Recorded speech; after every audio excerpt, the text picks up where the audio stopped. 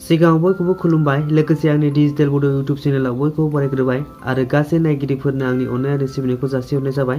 दिनै आं मोनसे गोदान भिडिअ लानानै फैदों। दिनैनि भिडिअनि गेजेरजों नोंथांमोना सोरनिबा गोदान भटार बानायदोंबा एबा नोंथांनि भटारा बहाबा जादोंना जायाखै एबा बहाबा बबे जायगायाव दङ बेखौ मिन्थियाबा दिनैनि भिडिअनि गेजेरजों नोंथाङा गावबागाव भटार लिस्टखौ नायनो हागोन, बबे जायगायाव दङ एबा भटार गोदान बानायनाया जादोंना जायाखै बेखौबो नायनो हागोन। फै बिदिबा भिडिअखौ जागायजेननोसै। चेनेलाव गोदानबा चेनेलखौ साबस्क्राइब खालामना हो बेबायदि भिडिअ नायबाय थानो थाखाय आरो लोगो दोगोफोरनोबो शेयार खालामबानो जाबाय भिडिअखौ। आरो भिडिअखौ मोजां मोनदोंबा लाइक खालाम आरो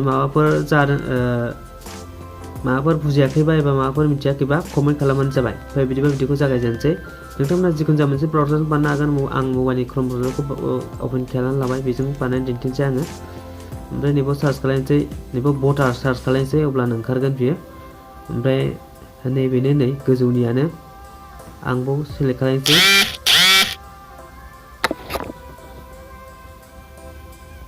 आं बिनि लिंकखौ डिसक्रिप्शनावबो होनानै होगोन, नोंथांमोना डिसक्रिप्शनाव थांनानै डाइरेक्ट बे पेजाव फैनो हागोन।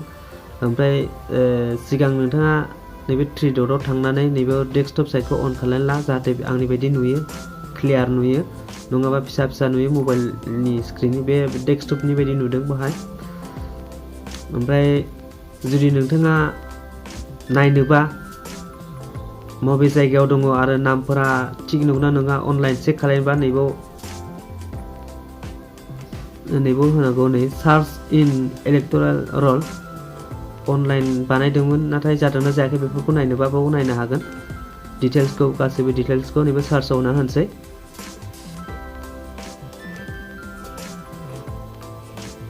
ओमफ्राय मोनथाम प्रसेसजों नायनो हागोन। नै फार्स्टआव इपिक नाम्बार माने भटार कार्डनि नाम्बार थायो 10 डिजिटनि, बेखौ होनानै नायनो हागोन। आरो जुदि बेखौ मिथियाबा नैबाव डिटेल्सजों सार्च खालामनो हागोन, नागिरनो हागोन। आरो सोरनिया जुदि भटार कार्ड गोदान बानायनायाव मबाइल नाम्बार होफादोंबा लिंक आरो सिगांनि पुरानाफोराबो सोरनोबा मबाइलजों लिंक जाखानायबा होमब्ला मबाइल नाम्बार होबाबो ओंखारगोन। नै मोनथाम प्रसेसजों नायनो हागोन नोंथांमोना। इपिक नाम्बार मिथियाबा, इपिक माने बे भटार कार्डआव 10 डिजिट नाम्बार थायो बेखौ मिथियाबा डिटेल्स होनानै नागिरनो हागोन। नैबेनो गोरलैसिन मिथियोबा, आरो मिथियाबासो बेफोरजों नायनांगोन। नैबे भटार कार्ड गैयाबा नोंथांनियाव आरो भटार कार्ड दंखायोबा बाव होनोसै। नैबाव होबानो ओंखारगोन। नैबाव नाम्बार होदो, ओमफ्राय स्टेटखौ सिलेक्ट खालामदो, नैबे केपचाखौ फिलआप खालामदो, ओमफ्राय नैबे केपचाखौबो फिलआप खालामदो, होमबानो सार्च होबानो ओंखारसिगोन। आरो नैबे डिटेल्सखौ एसे खोन्थानि आङो। नै बाव स्टेट सेलेक्ट खालामनांगोन, नैबाव लेंगुवेज सेलेक्ट खालामनांगोन, ओमफ्राय बाव फार्स्ट नाम सेलेक्ट खालामनांगोन, ओमफ्राय रिलेटिभ्स नेमखौ सेलेक्ट खालामनांगोन, ओमफ्राय डेट अफ बार्थ होनांगोन। नै एजबो होनांगोन, ओमफ्राय हौवाना हिन्जाव बेखौबो होनांगोन। नै बे प्रसेसा एसे गोलाव। ओमफ्राय डिस्ट्रिक्टखौबो सेलेक्ट खालामनांगोन, एसेम्बलिखौबो सेलेक्ट खालामनांगोन, ओमफ्राय केपचा होनांगोन, ओमफ्राय नैबाव सार्चआव होनांगोन। बेबा एसे माबा जायो, प्रब्लेम जायो। ओमफ्राय नैबेखौबो खोन्थानायसै एसे। बेना मबाइल नाम्बार, ओमफ्राय केपचा होबानो जागोन। नै ओमफ्राय अटिपि थांबावगोनसो मबाइलाव, अटिपिखौ फिलआप खालामनांगोन। नैबेनो इजिसिन मिथियोबा। आरो मिथियाबा नोंथांमोना बेजों नायबानो जाबाय। आं नैबे इपिकखौ सेलेक्ट खालामबाय, आंना इपिक नाम्बार दंखायो, माने भटार कार्डनि नाम्बारा दंखायो आंना। ओमफ्राय नैबे लेंगुवेजखौ सेलेक्ट खालामनोसै। लेंगुवेजखौ होआबाबो जायो, ओंखारखायो। नै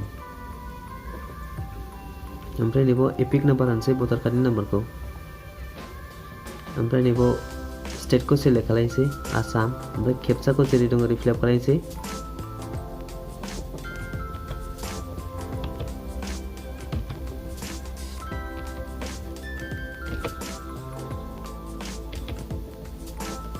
ओमफ्राय नैबे सार्चआव होनोसै।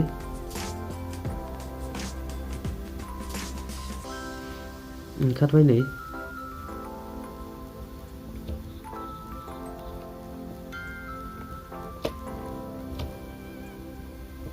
ओमफ्राय ओरै खनाजोंहाय नै भिउ डिटेल्सआव होनोसै, अब्लानो गासैबो डिटेल्सआ ओंखारजोबनोसै।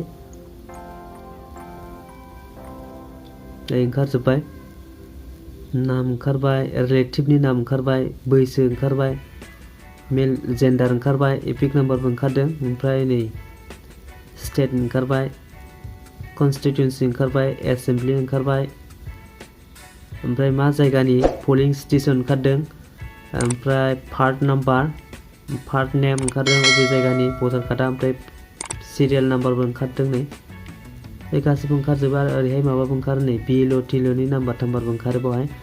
आं प्राइभेसिनि थाखाय ब्लार खालामना होदों, नोंथांमोना गाज्रि मोना बेखौ, प्राइभेसिया जोबोर गोनांथार। अब्ला दिनैनि भिडिअखौ नायखांनायनि उनाव नोंथांमोनाबो बेबायदिनो डिटेल्सखौ नायनो हासिगोन अनलाइनाव, बबे जायगायाव दङ, बबेयावबा हाबसनदों नामा ना थिगैनो जादों आरो भटार गोदान बानायनाय जादोंना जायाखै बेफोरखौ गासैबो नायनो हागोन नोंथांमोना जेखौ नांगौ। दिनैनि थाखाय एसेनोसै होनबा भिडिअखौ जोबजासिम नायनायनि थाखाय गोजोन्थों, थेंक इउ।